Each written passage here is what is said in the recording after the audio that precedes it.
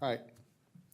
Good evening and welcome to the 2025 Candidate Forum for West Bend's Common Council, District 2 Alderperson, and the West Bend School Board. Tonight's forum is presented by the West Bend Area Chamber of Commerce and the League of Women Voters of Ozaukee and Washington Counties in partnership with the City of West Bend. My name is Andy Niebler. I'm a partner at the Witt Law Firm and a proud member of the West Bend Area Chamber of Commerce Board of Directors, as well as I was the past chairman of the board.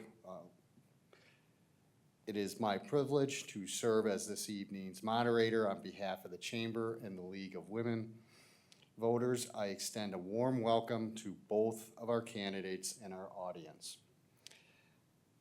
As the largest business association in Washington County, the West Bend Chamber of Commerce represents 500 local businesses. The Chamber's mission is to promote, advocate, and connect and educate its members, fostering a thriving business community that benefits the entire West Bend area and its residents.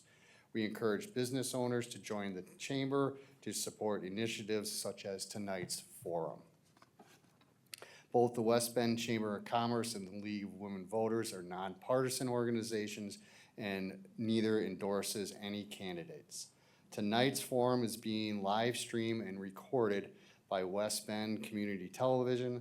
The recording will be available on demand via the West Bend Community Television website, with links also provided by the Chamber and the League websites. This election includes 4 aldermanic district seats, with District 2 being only contested race. Additionally, 2 seats of the West Bend School Board are up for election, with 3 candidates vying for these positions. This evening, we will hear from the 2 candidates for District 2 alderperson first, and then the 3 candidates for the West Bend School Board. Questions for the forum were solicited in advance from the public through announcements in local newspapers, the League of Women Voters website, and the League's Facebook page. The League and Chamber review, categorized, and selected questions relevant to the positions being contested.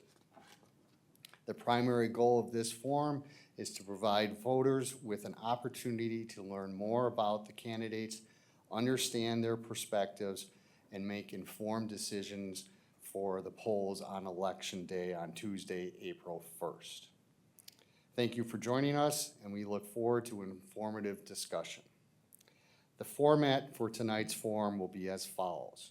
All candidates will be seated alphabetically at the dais in the Chamber Council. Each candidate will have 2 minutes for opening remarks and 2 minutes for closing remarks. The candidates will be asked questions by the forum, myself, and questions that none of the candidates have been provided any of the questions in advance. Each candidate will have a maximum of 2 minutes to respond to each question, and candidates will be asked the questions in rotating order. The West Bend Chamber of Commerce is committed to providing a professional, courteous, and impartial environment where candidates can share their views with the voters of West Bend. We appreciate the candidates' cooperation in adhering to these time constraints and yielding the floor when directed. With that, we will now begin the candidate forum for the West Bend District 2 alderperson. Welcome, candidates. We have Rhett Engelking and Michael Hartwell. Gentlemen, we will start with opening remarks. For the first person to provide opening remarks, I would request that Rhett, you would provide those first.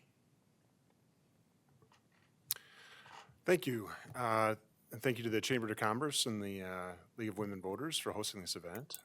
Good evening to those watching live stream. Hi, Sophie and Zane Lath, boys watching at home. My name is Rhett Engelking. I'm running for District 2 Alderman. And I grew up in this community. I went to St. Francis Cabrini, and I used to walk to the high school and the middle school to meet my parents after school, played in the Little League. I currently am a family therapist with Washington County. and that blesses me to be in the homes of people in not just West Bend, but our surrounding municipalities, and I get to see the everyday life of a lot of the families and help them navigate some of those struggles. I also have lived in the community for about 3 years, and or returned to the community, I should say, and in that time, I've wanted to make as much impact as I could in that short time, and that's involved reviving an Adopt a Highway program. It's involved setting up a scholarship for students at West to go to Moraine Park Technical College, and just to be involved in whatever service opportunities become available. I'm running for alderman primarily because I want to be able to respond to the problems I see in the community and support what's going well. I want to strengthen public safety. I want to improve roads and infrastructure, and I want to advocate for small businesses and downtown vibrancy. Most importantly, I want there to be transparency and integrity in local government, and want to keep West Bend a place where people want to plant roots and raise their families. Thank you. Thank you. Next, Michael, please. Good evening. Thank you for having us here this evening. It's a great opportunity to put our word out to the public so they make an informed decision when they vote. Thank you to the Chamber and the League of Women Voters for having us here, and the city for providing the site. As I said, I'm Mike Hartwell. I've lived and worked in the community for about 38 years now. I'm retired from the police department about 9 years ago, where I served for 28 years. I'm also a 20-year military veteran. Over that time frame, I've served on many boards, committees, fundraisers, too many to name in 2 minutes sitting here. One of those boards years ago was sitting on the board for the Chamber after going through the leadership program back in 2012, and that was eye-opening as well as going through that leadership program. Currently, I serve on the board out at the Senior Activity Center, the Optimist Club of West Bend, and the American Legion, where I'm a member as well. I also serve right now as a 4-H leader teaching a project. I'm also a hunter safety instructor. I've been involved in scouting troops in the past, a variety of things trying to make the community a better place, including teaching DARE in our schools. 2 years ago, I moved into District 2 when my wife and I had the opportunity to build our retirement home. We literally could have built that home anywhere and moved where we wanted to, as I was in retirement and she was approaching retirement. We chose to move into District 2 because we love West Bend. From the day that I set foot in West Bend back in 1987, I knew this is a great community where I wanted to raise my family. Running for alderman is a key to what my wife and I, before she passed away, talked about, that I always wanted to get back involved in the city government. So as an alderman sitting here, anybody can talk about taxes, roads, infrastructure, business development, all of those things. They're a common denominator. My number one priority, and it always has been, is public safety, both on the fire department side and the police department. We have fantastic departments that are emulated by other agencies around the communities, and we need to continue that, because it doesn't matter how good our roads are, or what our tax base is, or what businesses we have. People won't come and live in West Bend unless they feel safe in doing so. All right, thank you very much, Michael. So we will move on to the questions with the first question. And for the first question, I will ask that Michael answers first, and then Rhett, you have a chance to answer. First question is, what is the thing that made you decide to run for this position? As I mentioned before, I've always had a desire from when I retired from the police department to get back involved in city government, and it was a push that my late wife and I had talked about previously many times.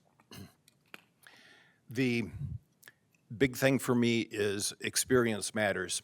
I'm coming into this potential position with a lot of experience in working with the city, working with the different departments within the city, and knowing where the city has been and where it potentially can go in the future. I don't want to see the city make mistakes that they've made in the past. And the example I'll give on that is the South Industrial Park.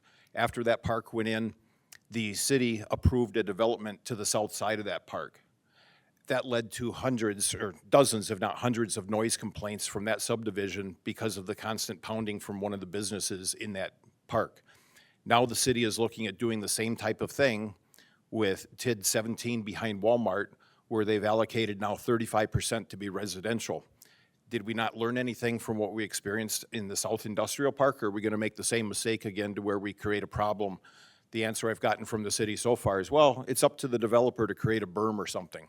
That's not good enough. We need to research it better and do a better job in our development within the city. We can't just spend money for the sake of spending money. I've seen improvements to the roads that have been made, paid by grants, but they didn't necessarily make things better, but the money was spent.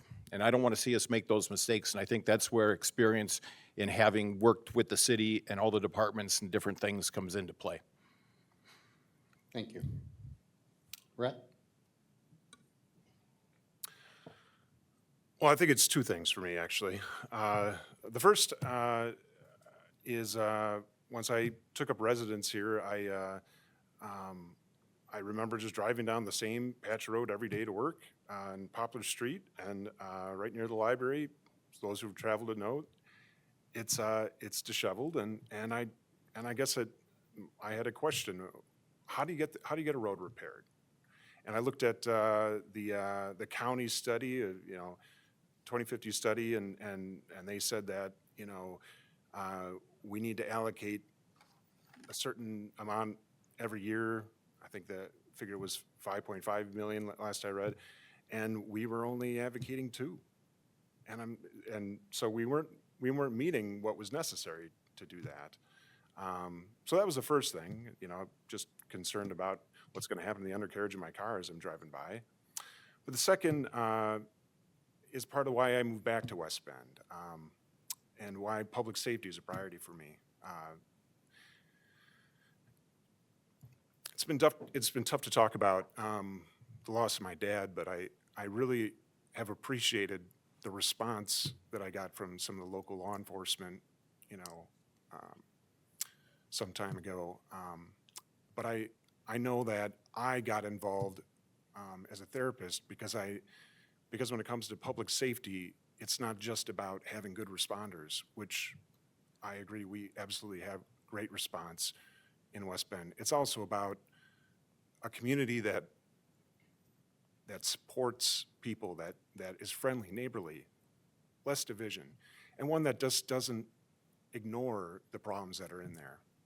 So I want to run because I want to be a responsive alderman. I want to be a person who's listening when other people aren't. Thank you. Thank you. Next question. Recently, the city administrator resigned, but with change comes opportunity. What opportunities do you see emerging with this change? And Rhett, I would direct this question to you first.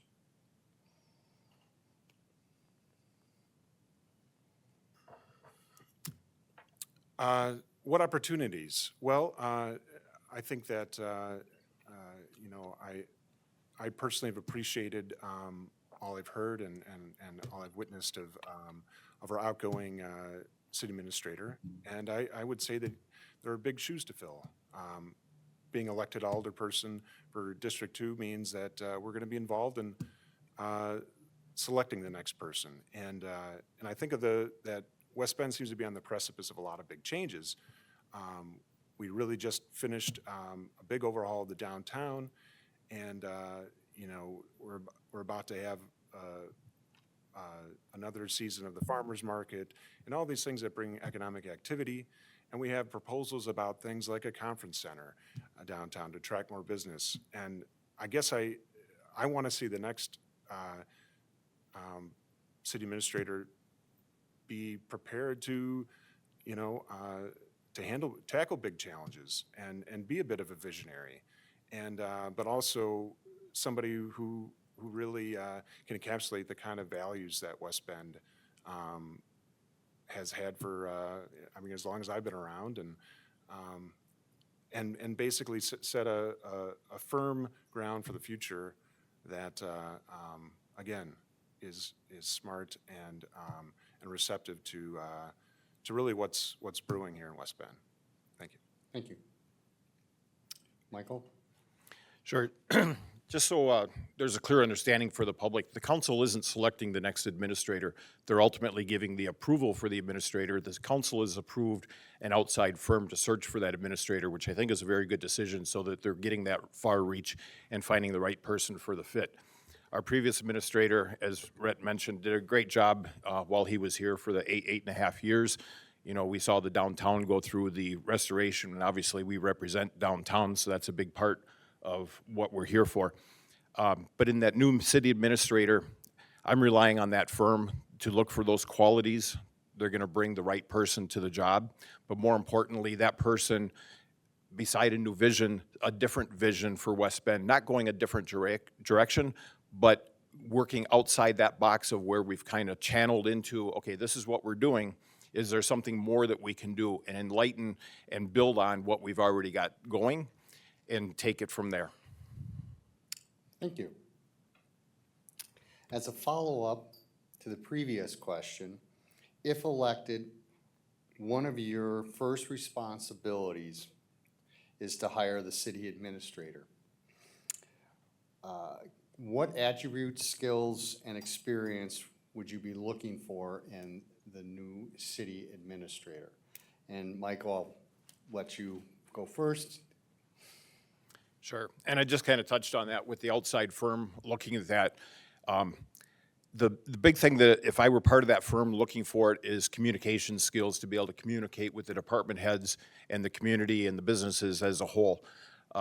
Need someone who has a vision, who has experience working in that role previously. We don't want somebody coming in and getting their feet wet and essentially messing things up. So someone with experience, communication skills, insight as to where the city needs to go, and maybe some new ideas of what directions we can go to build upon what we have. Thank you, Michael. Rhett? I think, I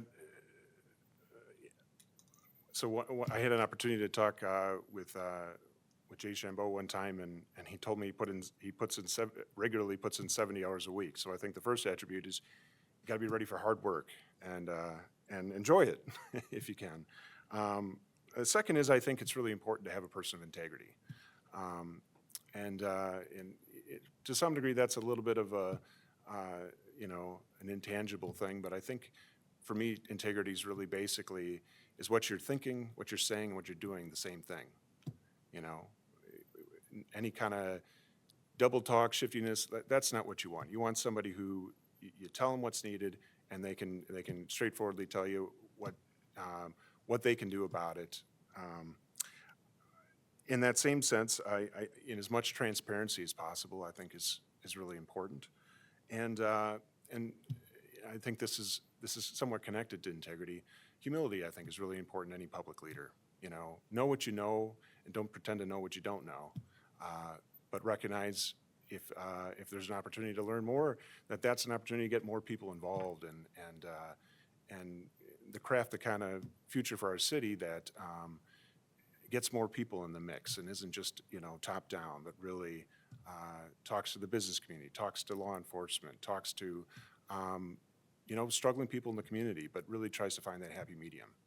So those are the qualities I guess I'd be looking for. Thank you. Next question. The citizens from District 2 would like to know how you will balance the needs of the residents of District 2 with that of the downtown business owners. And Rhett, I would ask that you would answer this one first. Well, I guess I would say I would have a bias towards the residents of District 2.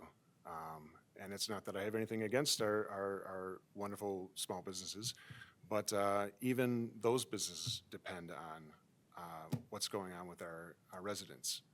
I've said before, but I would just reiterate, I think a priority for me is just to be as responsive as possible. And in that way, find new ways for residents to communicate their concerns and needs and share that information openly with other members other members of the council and government, but even local businesses.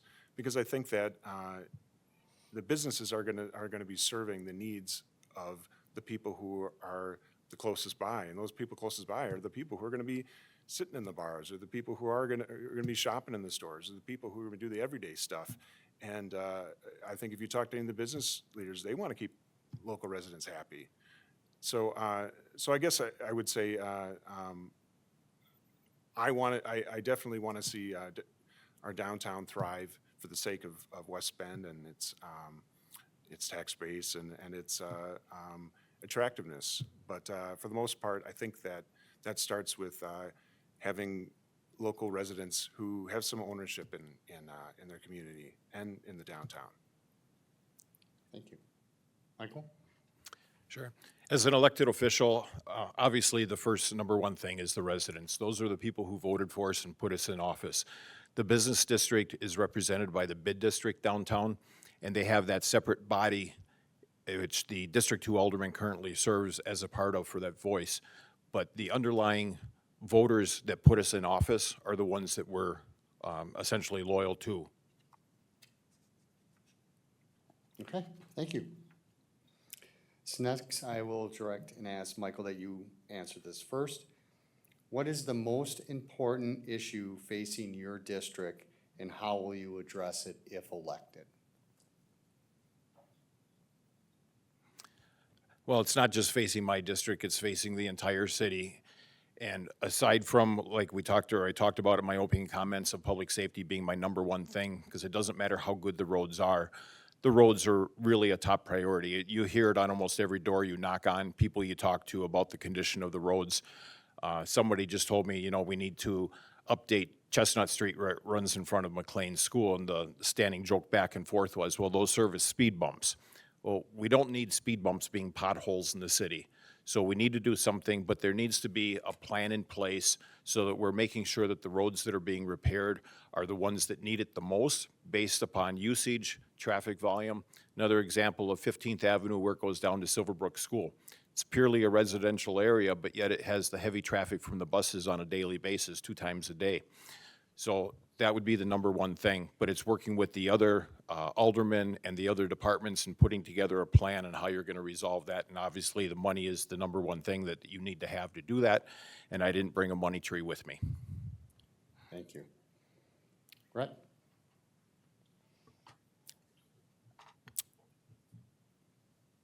I would absolutely agree that probably the most pressing issue that I've heard from constituents has to do with roads and infrastructure. As I think I said previously, there's a concern that what's needed is not necessarily consistent with what we have. The same person saying, yeah, we need to repair the roads is also saying we need to lower taxes. And I'm not necessarily saying that I think that the answer is to raise taxes, but we have to be creative and we have to be engaged in ways that we can get that road repaired. We can get that infrastructure rebuilt by using the tools that we have at our disposal. One of those tools is tax incremental financing, and another is finding creative ways to engage our residents in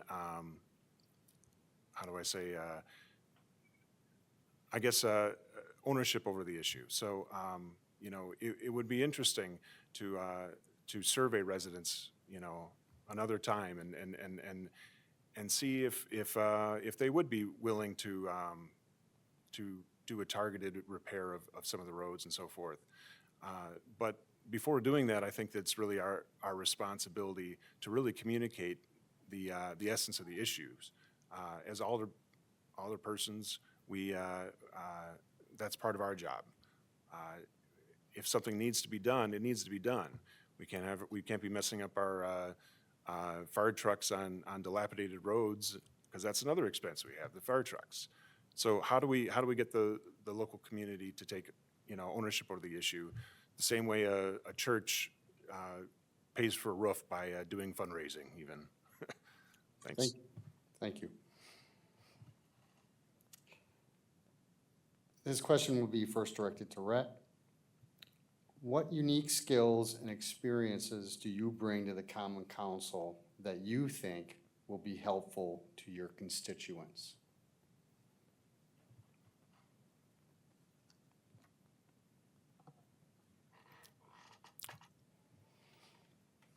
When I think of my life before becoming a therapist, I would say I was sort of the jack of all trades but master of none. And when I talk to residents about, well, so I'm a family therapist, they're like, well, what does that have to do with being an alderman? And I have to translate that. To me, I feel like it has everything to do with it. The skills that I practice in my profession are listening skills, right? They're getting to the heart of the matter. They're also conflict resolution. If one group of residents has this opinion, another group has this opinion, my job as a therapist is to facilitate this third position where everything works together. I also have the unique vantage point of being in the homes of our constituents, and not just for one day or for one responsive call. I work with the families. I work with them for 6 to 9 months. So I've seen a lot of the ups and downs. And there are things that are within the family's problems, and then there's things that are like, maybe the community could address it. I should also say, I work for the county, which some people might not like, but the advantage I see of it is I share a building with people who, on a daily basis, interact with our city. The parks that we have for the county are also in West Bend. The people who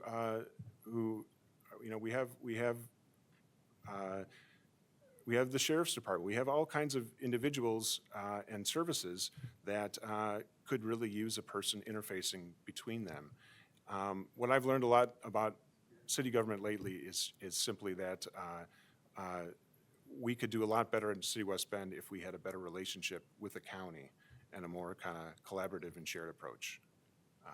Thanks. Thank you. Michael? Could you repeat the question, please? Yeah, and if you guys ever need me to repeat the question, just ask. Thank you.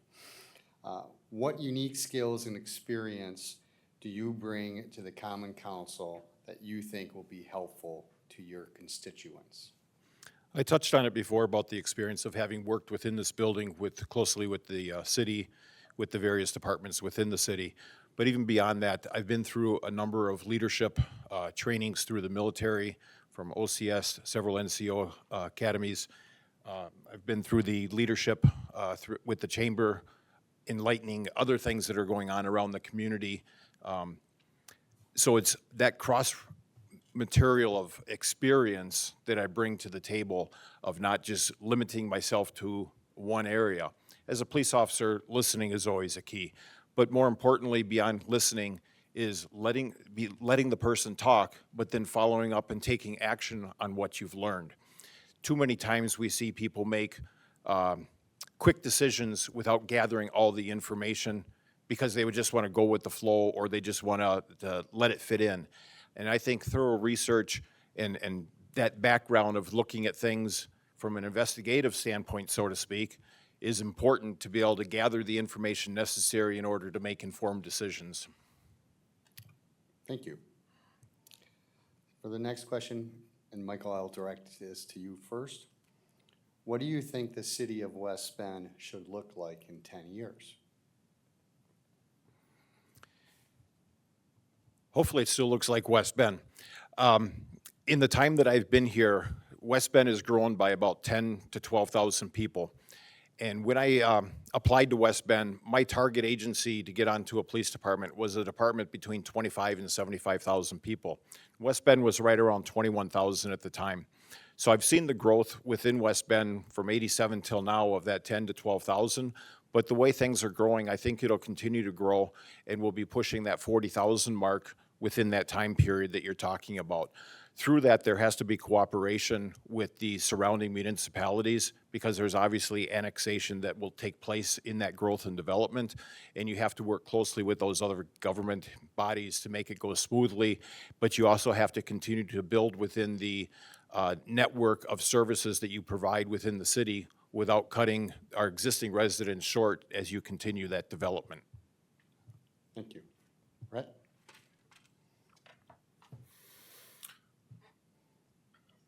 Well, I hope a great deal of West Bend in 10 years looks a lot like me or younger. You know, I would like to see more, you know, folks who went to school here and left come back, plant roots, you know, live next to their grandparents. You know, I'd love to see more families taking root here in West Bend. I would like to see us address some of the blights we have in West Bend. I'd like to see, you know, the old brake factory gone, and maybe a park or maybe some beautiful houses in its place in 10 years. I'd love to see that. I'd love to see clean streets, and I'd love to see children, you know, more children. I'd also like to see my oldest graduate from high school in 10 years. I'd basically, I'd like to see less division. I feel like there's a national trend towards dividing people, one camp or the other, and I feel like West Bend could sort of go against the grain of that trend. We could be the type of community where people with different viewpoints can sit at a table together, and that, in that sense, we'd be a welcoming community. And if there's something that city government can do to promote that, I'd be all in. Thank you. This next question I'll direct again to you, Rhett, for first response. How would you plan to keep in touch with your constituents if you were elected?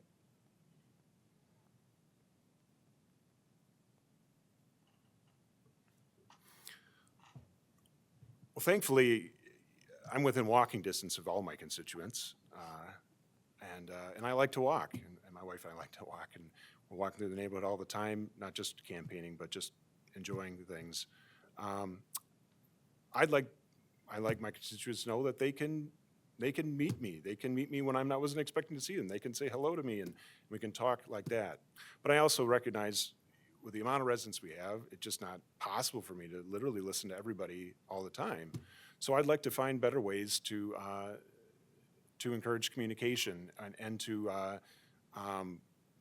respond to just about everything people bring up. I consider it a failure in my job as an alderman if there are concerns that were brought to me that I didn't address in a satisfactory or timely way. I feel like that would be the hallmark, and there may be ways to use modern telecommunications to do that. You know, maybe it's something people can go online and they can submit something and it would go directly to me or to the council, and we would know. Maybe it's really just doing a better job informing people of the existing ability to say, call Public Works and let them know what you're concerned about.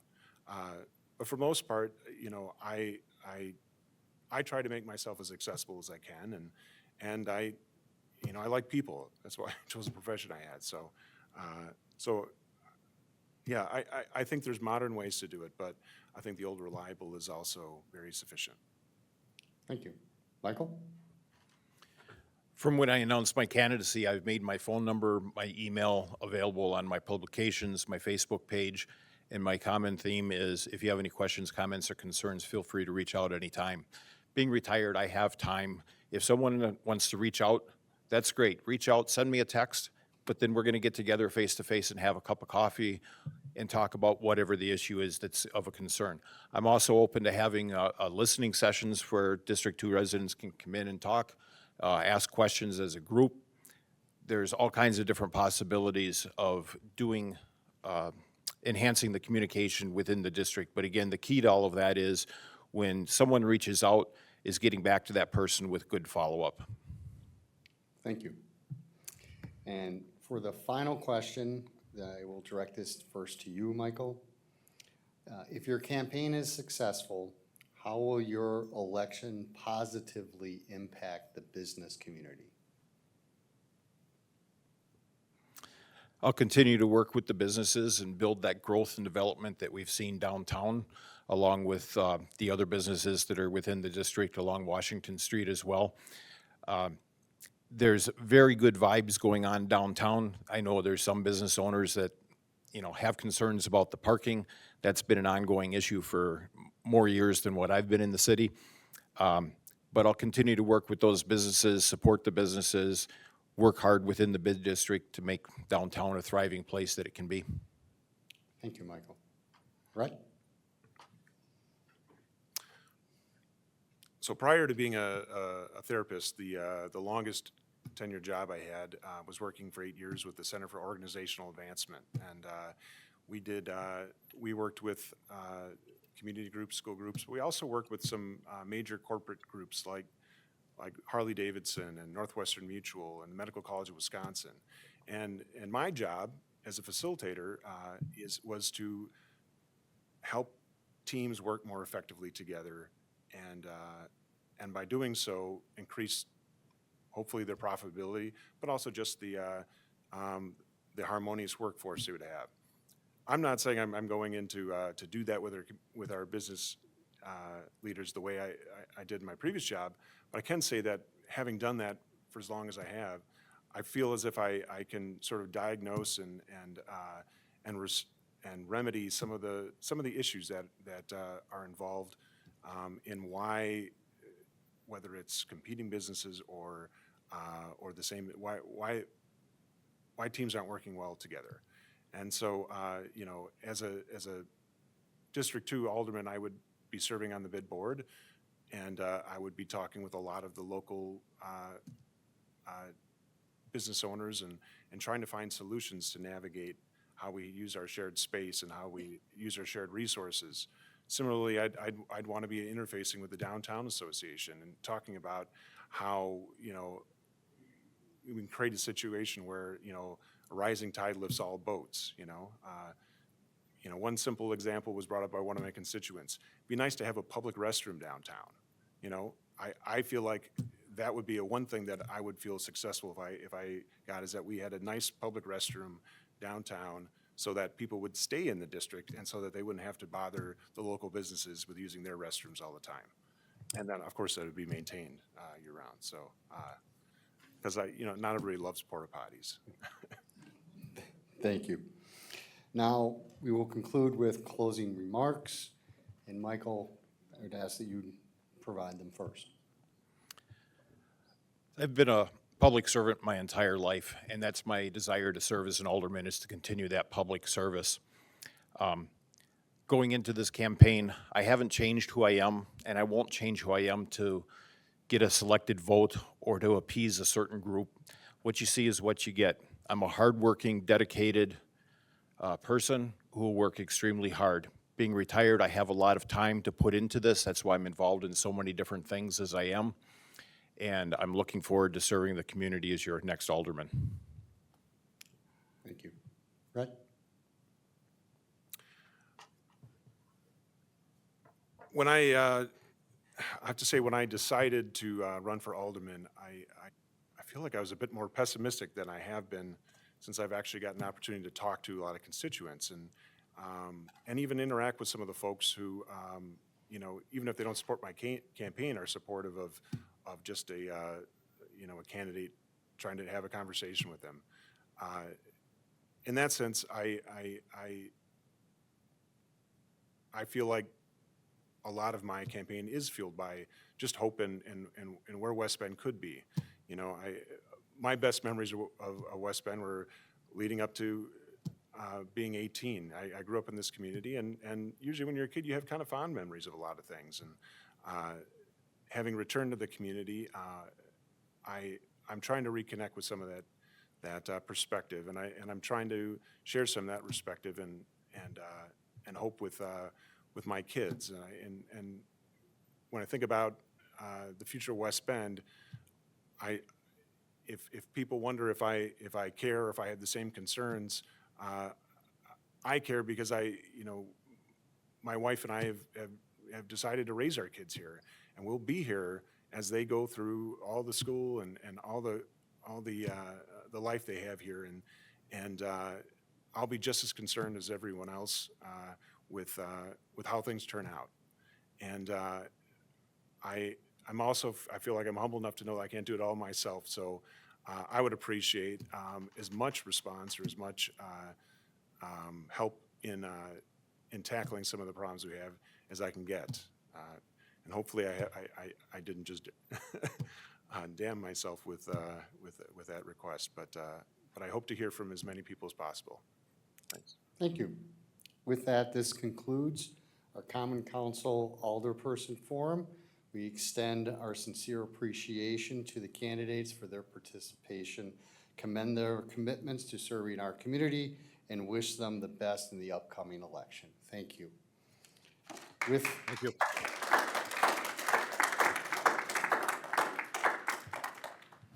And we will now take a brief intermission as the candidates for the West Bend School District will prepare their seats.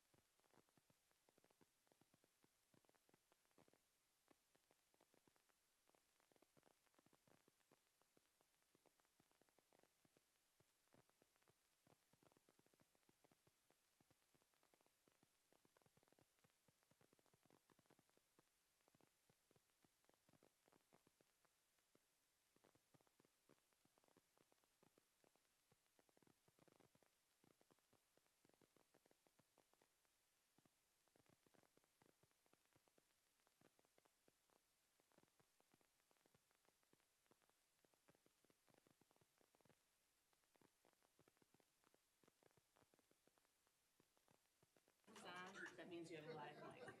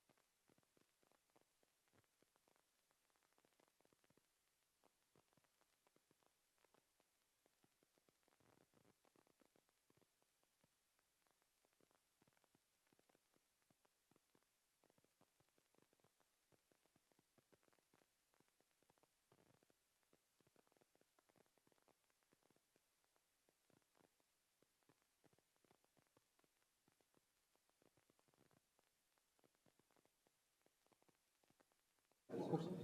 Okay, we will start the forum.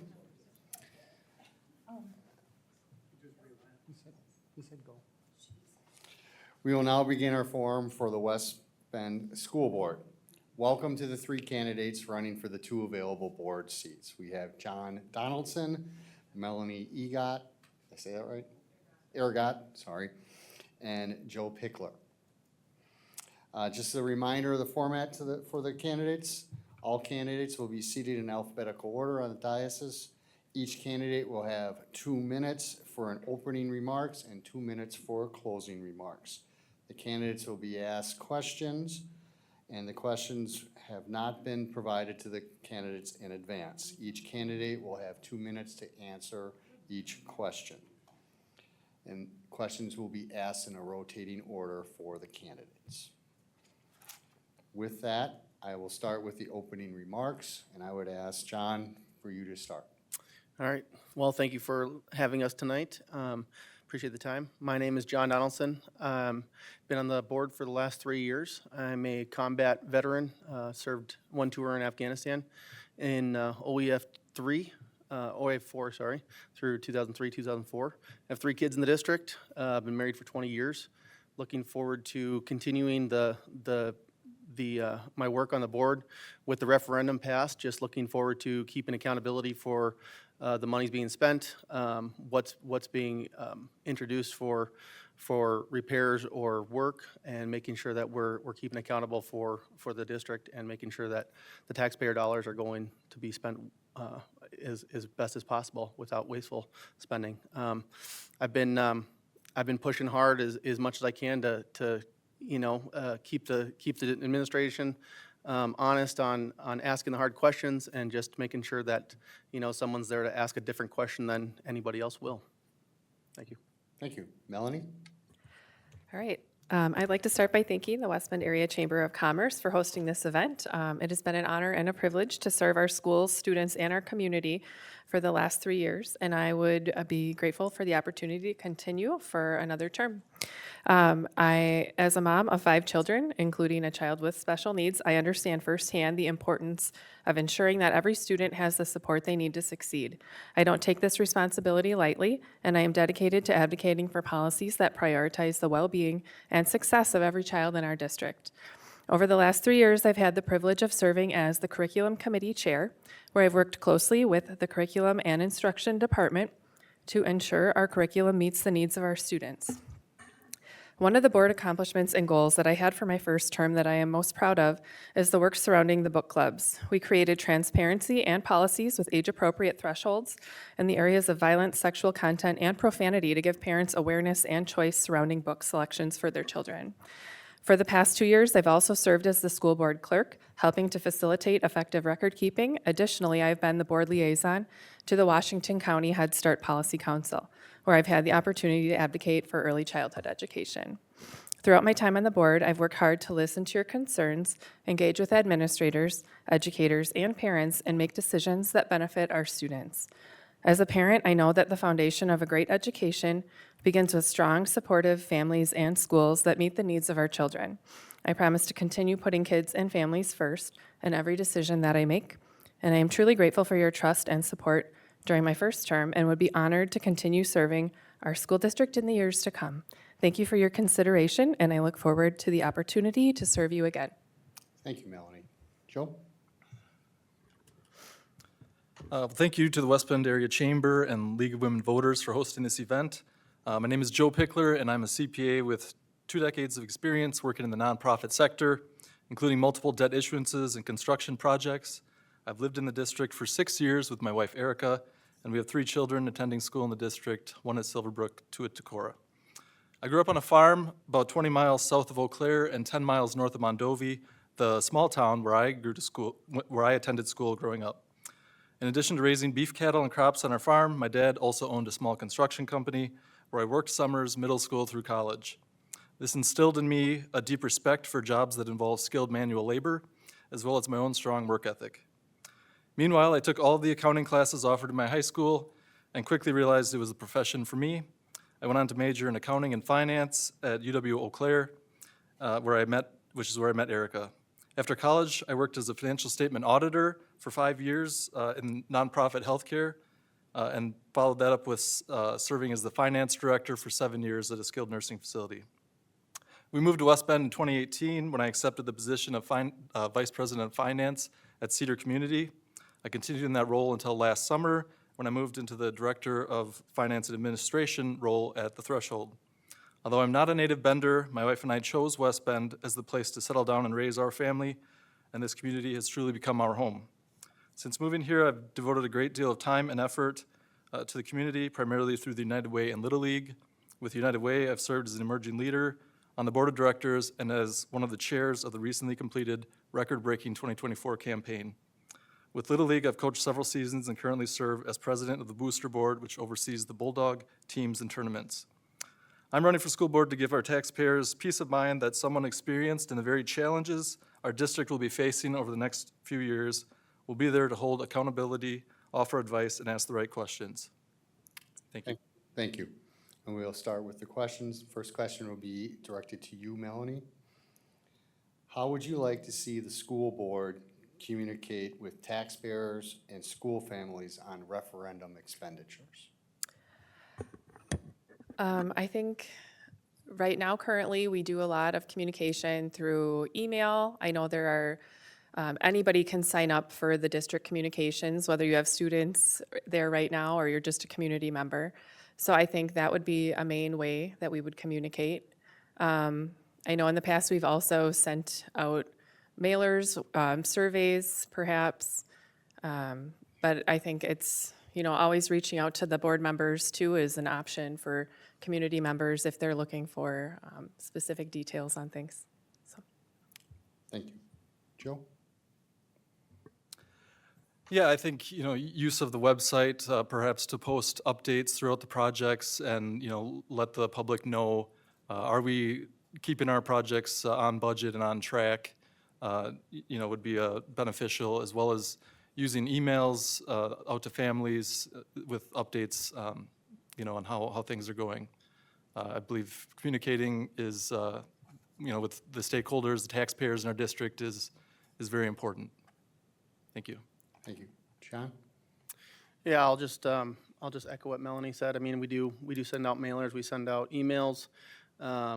Any parent in the district has access to, the portals from the school district. But, outside of that, if the mailers get tossed in the trash or the emails get sent to junk, it is hard to communicate sometimes, with the district, and the community members. So I don't know if there's better ways to do that. I mean, I'm always open to hear suggestions from the community, but, if we need to have kind of a video or something placed, by our administration and put out some updates here once in a while, that would probably be beneficial also, a little bit easier to understand, someone actually explaining it to you. Thank you. For the next question, Joe, I'll direct this to you for first answer. Using the governance tools available to you as a school board member, how would you work to support and improve academic achievement?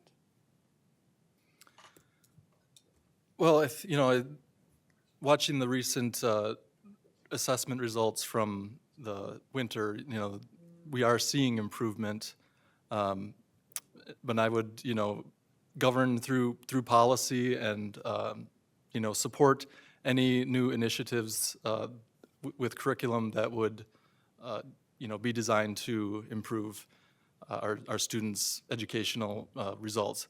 For instance, the new CKLA program in elementary school has been shown to be really beneficial with the test results. The teachers that I've spoken to have really been excited about it despite all the extra work it's been. And the kids are learning about a lot of, cool things like different times, periods in history. Thank you. John? Yeah, with some recent changes, with the board direction and our curriculum team, we have implemented some new pieces of curriculum. So I know those numbers have trended a little bit upwards. Obviously, we won't know the full results for probably 2 to 3 years just to actually get an actual baseline of what's going on. Obviously, the old curriculum that we had wasn't doing what it was intended to do, so that's why changes were made. And I am hopeful for the future of the education and the achievements moving forward. Yeah, I think just continuing to work with the teams across the board and just making sure the teachers not only have the time to study the new resources and everyone's on board for what it is. I mean, I know the last thing that we got implemented, the teachers were on a crunch for learning the new curriculum, learning the new materials, and they're the ones that are teaching it, so they have to understand it the most. So I think that's probably one of the biggest things that we're gonna have to work with in the future for new curriculum and new materials, is just giving the teachers the extra time to learn it. Thank you. Melanie? Yes, so I would plan to continue serving on the curriculum committee if I'm reelected. I think just supporting new curriculum, we've implemented some new things in ELA recently, and also there's some new math things coming down the pipeline here. So I think that those are going to help improve some of the academic test scores. I think also just continuing to support students that may need a little extra help on things. With the different standardized testing, it kind of helps identify kids that maybe need a little extra help. So just continuing to support that and supporting staff in this new curriculum items and just supporting those things. Thank you. This next question, I will direct it to John to answer first. How should a school board balance the need to provide a quality education with the need to respond to the local taxpayer burden?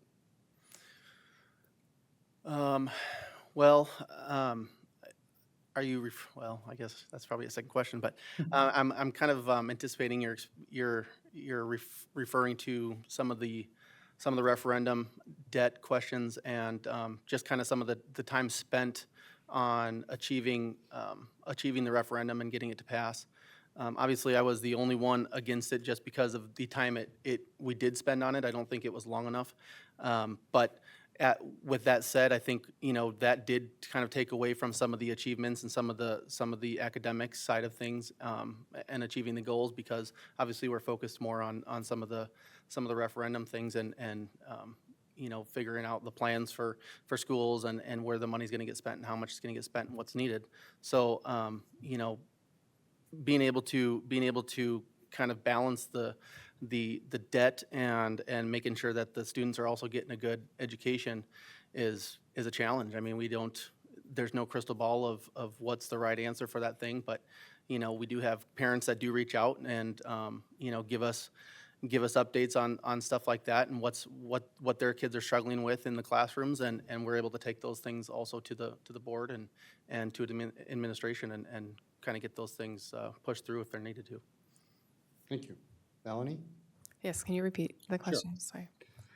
How should a school board balance the need to provide a quality education with the need to respond to the local taxpayer burden? Okay. So I think the way that you do that is by prioritizing the most important pieces of the education. Obviously, unfortunately, school is not free, right? And so the taxpayers do have to contribute to that. But I think if we are being responsible and stewarding that money in the appropriate way, that we can still provide a quality education without overburdening the taxpayers. Thank you. Joe? Yeah, so you have to start by looking at, what are those baseline expectations of what a district needs to provide. Obviously, there are, things that by law need to be done. And then, expand to where can you add value for students to help prepare them to be, our future employees, that the companies in town, business leaders and consumers. So, we need to listen to the community and make sure that what we're offering at our schools is addressing those community needs. I would also say that working with a limited budget is what I do on a daily basis in the nonprofit world. So, perhaps there are areas of expenses that could be cut. I think with the closing of schools, with the referendum passing, that will result in some reduced cost, of course. I would also focus on trying to attract families, students, and teachers to our district to grow our tax revenue base, and that would be my focus with every decision made at the board level. Thank you. Thank you. This next question, I will direct it to Melanie for you to answer first. How should the school board address the issue of school safety? I think we've done a lot actually with school safety over the last few years. We've created, some rubrics have been created for, to help with behavior issues with that type of safety, with students behaving safely in the building. And also with the referendum passing, there's going to be updates to all of the existing buildings, especially in regards to safety, with more secure entrances and updating other areas where safety issues were noted. And so I think just continuing with that is going to be a good thing moving forward. Thank you. Joe? Yeah, so, I kind of studied the rubrics as well, and I think that the district is doing a better job of being consistent in how they are disciplining kids who are showing those behavioral issues and, perhaps engaging in aggressive behavior toward other students. So I think that they're making good progress there.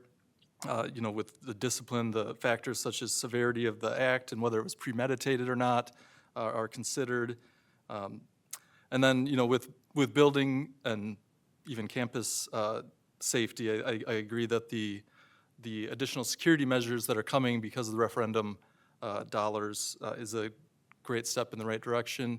And then continuing to rely on and tap into our great relationship with the West Bend Police Department and other local law enforcement, and getting their advice on how best to keep our schools secure and safe. Thank you. John? Yeah, I think I was one of the ones that started the conversation to that initiated the conversation to standardize the process for discipline in the school, because that's kind of a big thing for me is safety for the students, safety for the staff. I also initiated a conversation and had put on the agenda to potentially get another resource officer in the schools. Unfortunately, the police department wasn't able to give up another officer or fulfill the position due to probably many reasons. But, we'll continue to work on things like that in the future, depending on, if we have enough resources around the police department within the city or if we have enough revenue in the district to afford stuff like that. But yeah, with the referendum, we will be making lots of updates for school safety with doors, new entry points, camera systems, stuff like that, which will also assist the police department and the resource officers in our schools to be able to identify threats and to identify issues and disturbances in schools throughout the day a little bit easier, so. Thank you. This next question, I will direct it to you, Joe, first. What specific policies would you support to make our schools a safer place for children to learn? Well, I certainly support some of the things we just talked about, securing our entrances to our buildings so that, we know who is coming in, perhaps even making our, the whole campuses themselves more secure. At McLean, you can just drive right on to campus, where the kids are in the schoolyard, in the playground area. Decorah is going to be closing, but my kids go there, and the Eisenbahn Trail runs right behind their playground. So, it's be pretty easy to get through that. But, and then again, just making sure that we are being consistent with how we are disciplining kids when they're showing behavioral issues. Thank you. Thank you. John? Policies that I would support to make the school and the kids a little bit safer. We've talked about it in the past, and that's updating our metal detector policies, looking into avenues to introduce more metal detectors if we need to, working with the police department and law enforcement to kind of figure out some of those avenues. What's the best course of action? Because there's a lot of things in place that go along with that, and that's, not singling people out and stuff like that. So policies have to be written about, who gets chosen for searches or whatever coming through. But, those are some things. I mean, I know the school's already implemented, some kind of detection, systems for bathrooms for vapes and stuff like that, which, is obviously a health issue for a lot of the students. And even if you don't use them, you're still exposed to some of those things that could be harmful if you have, some kind of thing against it. So, stuff like that is definitely needs to be updated to make sure that we're a little harsher on some of those standards, when students act out or, fall out of line with some of those rules and regulations within our schools. The punishment needs to be, something that somebody else won't want, if that happens to them. So, I would just say continue to improve the policies that we have to make sure that we have policies that fit the statutes around West Bend and keep schools safe. Thank you. Melanie? So I think I would continue to support the policies we do already have around safety.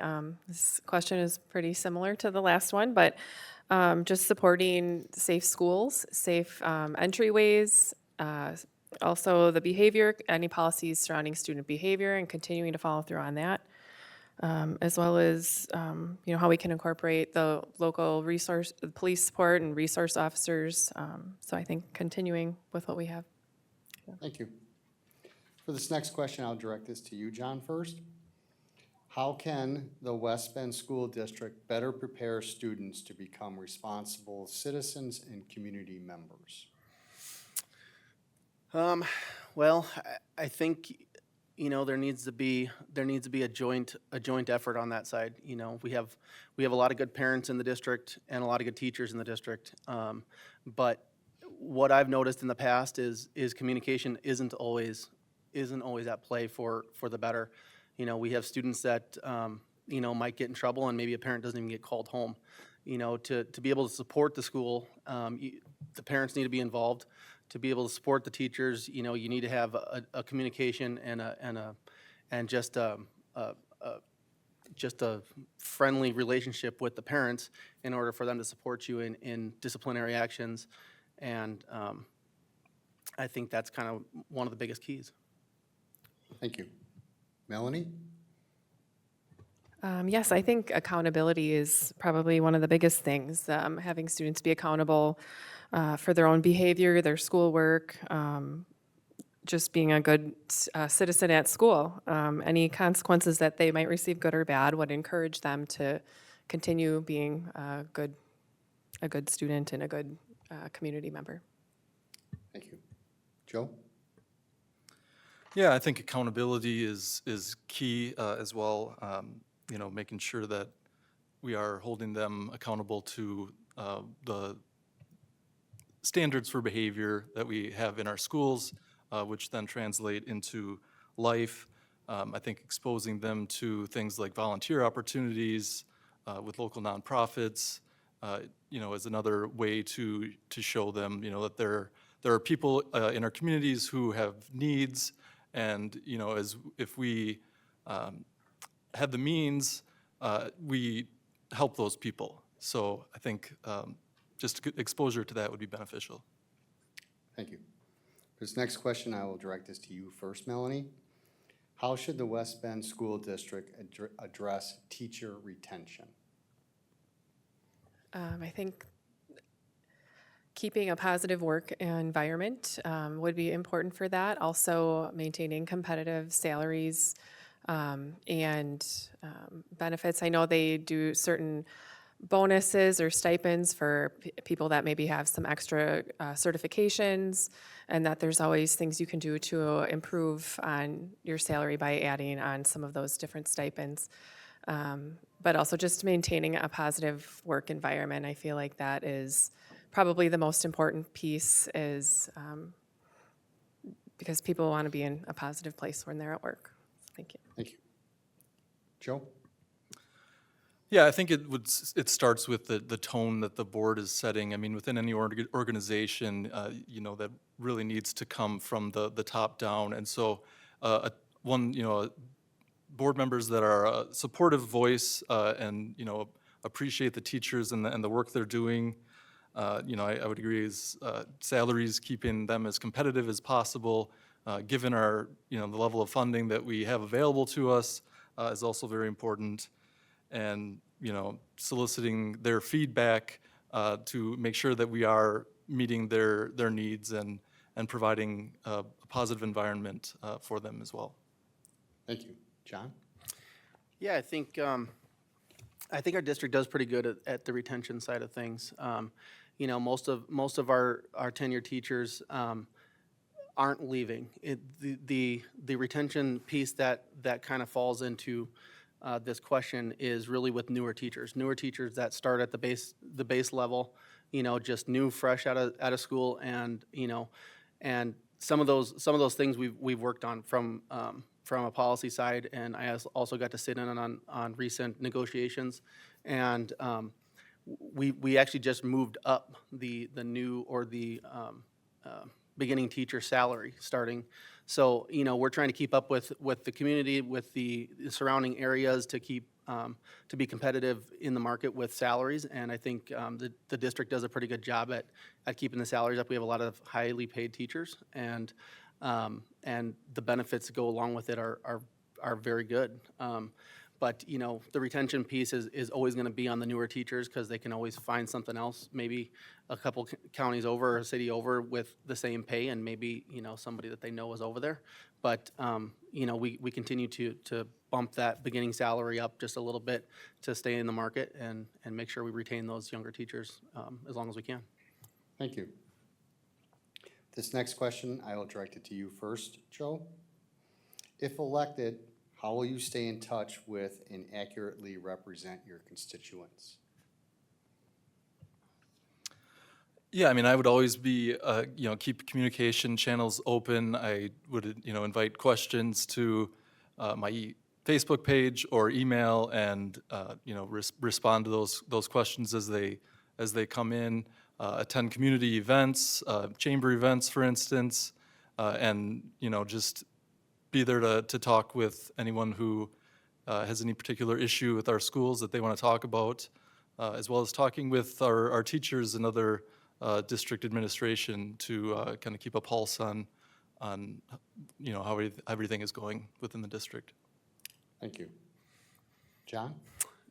Well, I'm very open and honest. Somebody asked me a question, I don't beat around the bush, I don't sugarcoat it for you. I'll give you the straight answer to what's going on with the district. I don't try to hide anything that the administration is doing, and I think, the people that have supported me before have appreciated that, because they know they can get an honest answer. I do take, counsel from previous board members and surrounding district board members, and I do reach out and talk to some of those members just to kind of get, the lay of the land if I have a question on some stuff, and then I can relay it to the people in the district if they have questions like that. So I don't just rely on my own knowledge. I do like to reach out and make sure I have a good, well-rounded answer for somebody if they reach out. But I try to respond to every email that I can, and I'd take any phone call or anything that somebody comes at me with. So. All right, thank you. Melanie? Yeah, I would also say email. The school board members all have their own email address. I always encourage people to reach out via email if they have concerns or questions. I think it's important to respond to people's emails, and I try to always do that. I do have 5 kids, though, so I sometimes get distracted and forget. So if that ever happens, feel free to email me back. And also social media updates. Sometimes on my Facebook page, I've updated on things if there's curriculum out for, they open it up at the library and at the Education Service Center when new curriculum is coming in, so the community members can come and see that as well. And I just encourage people to reach out if they're interested in keeping up with what's going on in the district. It's hard for me to know who wants to know what's going on if people don't reach out. So, but I'm always happy to talk to people if they are interested in updates or have questions or concerns. Thank you. Now, for the next set of questions, these questions have been submitted by the West Bend High School students. So the first question, I'll direct it to you, John, first. Would you consider implementing a weighted GPA in high school? I absolutely would. I've actually had conversations over this and think it would be fair to the students that do take AP classes and stuff like that. We do have kind of a process like that in place. Obviously, you can't be valedictorian unless you have a certain amount of AP classes, so it does kind of weight it that way. But I think those classes should weigh a little bit heavier than the standard class when it comes to a GPA. So I would definitely be in favor of that. Thank you. Melanie? Yeah, I'm not going to claim to be an expert. I guess I would need to know more information about what that actually looks like, but I would be in favor of supporting it if it was a good fit for the district and good for the students. Thank you. Joe? Yeah, I'll be honest, that wasn't one I prepared for, but it would seem to make sense. I mean, I took AP classes in high school. I also actually took accounting classes at the technical college in high school. So, it would seem if you're taking a higher level class that perhaps your GPA should reflect that. Thank you. For the next question, I'll direct this to you first, Melanie. What changes would you make to the budget regarding school lunches? Well, it's my understanding that the school lunch program operates on its own budget. So it actually doesn't even come directly from the other funding. It's all supported based on the kids buying the lunches.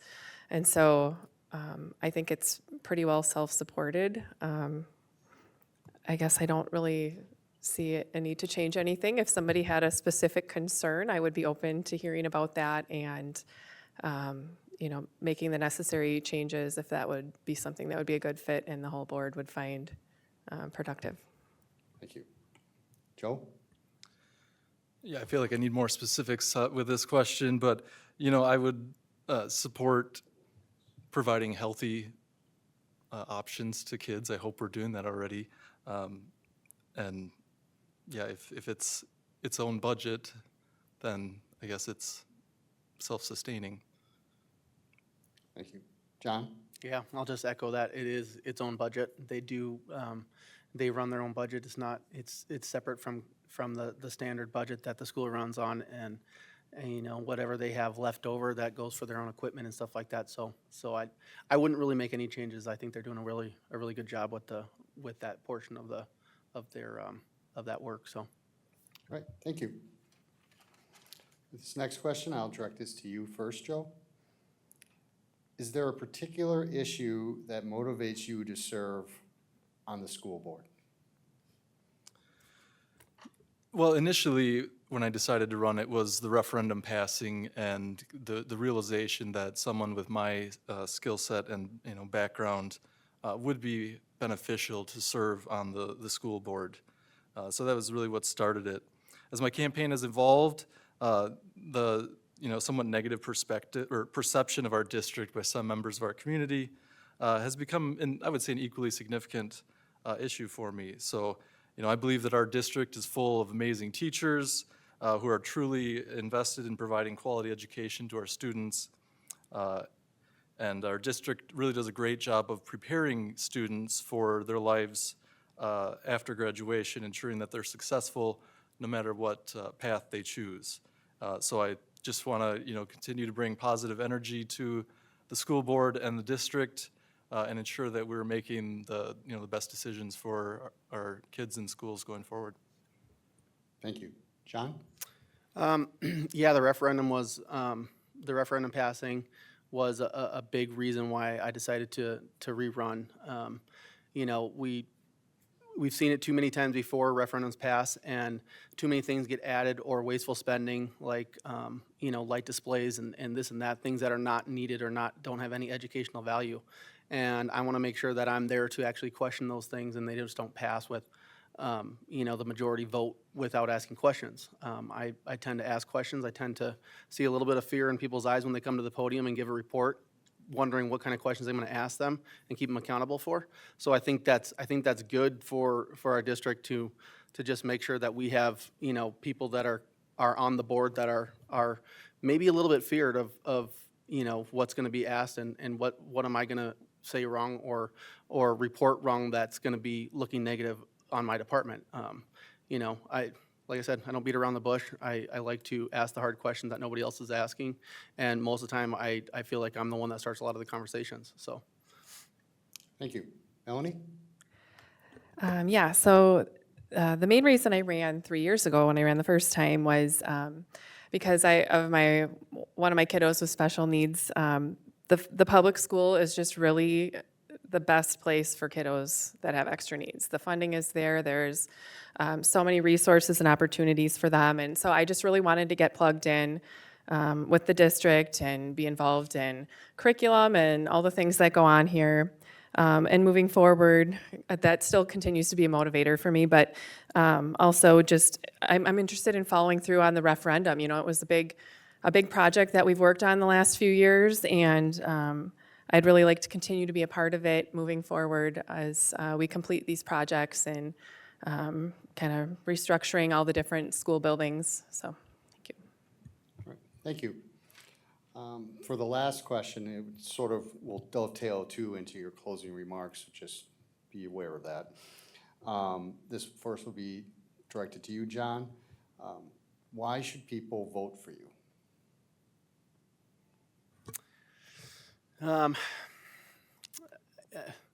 Why should people vote for me?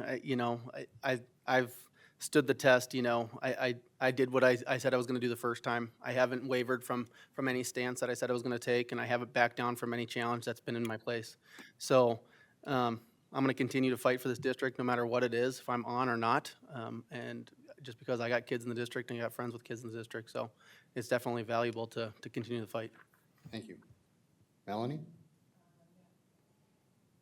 Sorry. Yeah, I think I'm really relatable as a parent. I think a lot of people in the district are parents, and so I think as a mom, I feel like I'm relatable that way. I'm honest, I have integrity, I'm a responsible steward, and my heart is just for the kids, to serve the kids in this community and in this district. Thank you. Joe? Yeah, it should give all voters peace of mind to have someone with my background in accounting, including bond financing, construction projects, serving on the board. With the project, I was happy to hear the other day at the board meeting that they are considering an owner's rep. That is something I recommended to district administration. They provide an invaluable service for a pretty, inconsequential fee, and which often it pays for itself throughout the project. Beyond the projects, my skills will be helpful as the district continues to navigate the increasingly challenging operating budgets. And aside from my accounting skills, colleagues have commended my objective decision-making and calm leadership, especially through difficult transitions. If elected to the school board, I will serve as a supporting voice for our district and will help make decisions that will move us forward in a positive manner and make our communities proud of their schools. Thank you. With that, that would conclude the questions, and we will move on to our closing remarks. And I will start with you, Melanie. Thank you. I just want to thank everybody for your time and for this opportunity to speak with you today. As a candidate for the West Bend School Board, my priority is clear, putting kids and families first. I would love the opportunity to continue the important work we have started regarding facilities projects and right-sizing the district. These steps are crucial to ensuring we have the resources, space, and opportunities that every student deserves while still being fiscally responsible. Moving forward, I would be happy to continue my work on the Curriculum Committee and Head Start Policy Council to ensure our students are receiving the best education possible, as well as having a keen eye on the educational materials put into the hands and minds of our kids. I want to be a voice and advocate for our community members and families, and I am committed to being reasonable, level-headed, and relatable in my approach, always working to find the best solutions for our students and families. I would be honored to have your support and serve as your advocate on the West Bend School Board. Thank you. Thank you. Joe? Yeah, so again, I have a very clear skill set and years of proven leadership experience that would be beneficial to our district in the coming years. I'll consider community input, especially from current district stakeholders, and will help the board make decisions that will move our district forward in a positive manner. I'm going to close my remarks not with my own words, but by relaying some of the thoughts others have shared about their experience with me. So from Amanda Novotny, who works at West Bend Insurance, Joe's passion for improving his community is evident. Dominic Ladd, also at West Bend Insurance, his dedication to seeing things through and making sure the organizations he represents make the right decisions is unparalleled. From Jim D'Angelo, president of West Bend Little League, Joe's approach to service is all in. He doesn't just show up, he gives everything he has to ensure success. And from my boss, Michael Hoffman at The Threshold, perhaps one of Joe's most admirable qualities is his ability to engage in meaningful conversation, even when viewpoints differ, and find common ground. So if these are the types of qualities and the other qualities you've heard about tonight are what you would like to see in your school board, I ask you to vote for me, Joe Pickler, on or prior to April 1st. Thank you. Thank you. John? Yeah, I look forward to working with the district, continuing my work on the policy committee, continuing my work with the referendum, and making sure that the district is well spoken for on the board. I mean, we continue to see offsetting votes, or out of balance votes that doesn't represent the community well. I am one of the voices on there that does represent a majority of this community. I mean, the last referendum question for the referendum won 57% to 43%, and that's 43%. That's 43% of the board that should have been representing the community that didn't. I was one of what should have been 3 votes. So someone like me has continued to be needed on the board, and I think someone like me continues to ask the questions that a lot of people won't. I look forward to serving everybody and continue in the next 3 years. Appreciate it. Thank you. With that, that concludes our 2025 candidate forum. On behalf of the West Bend Area Chamber of Commerce, We extend our sincere gratitude to the City of West Bend Community Television, and the League of Women Voters of Ozaki and Washington County for their partnership in making this forum possible. We also thank our candidates for participating and commend their dedication to public service. We wish them the best on the upcoming election on April 1st. To our audience, we encourage you to become informed about your entire ballot and to make your choice and voice heard in the general election on Tuesday, April 1st.